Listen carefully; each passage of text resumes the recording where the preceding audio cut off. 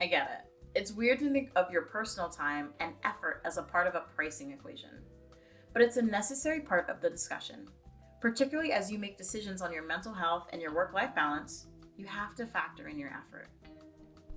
Willingness to sell is your bottom line, or your input into the business. It's the time and effort you spend on your business, and essentially the opportunity cost of what you could be doing instead of generating revenue.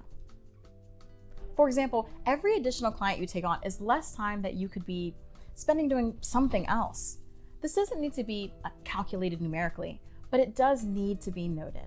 How many hours are you devoting per week to your business? Where do you want that number to be? And what are other activities you'd like to do other than your business? The willingness to sell metric impacts the amount of events you can take on. The cost and margin calculation is impacted by this number.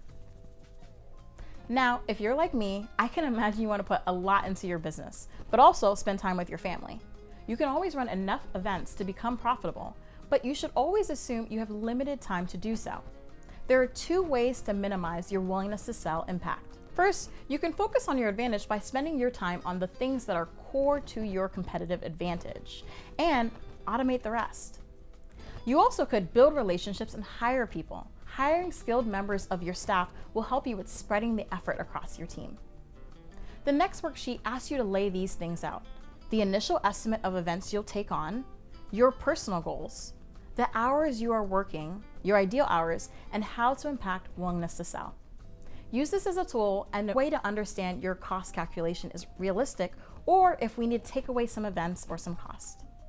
Once you finish these worksheets, let's chat more about willingness to pay in the next chapter.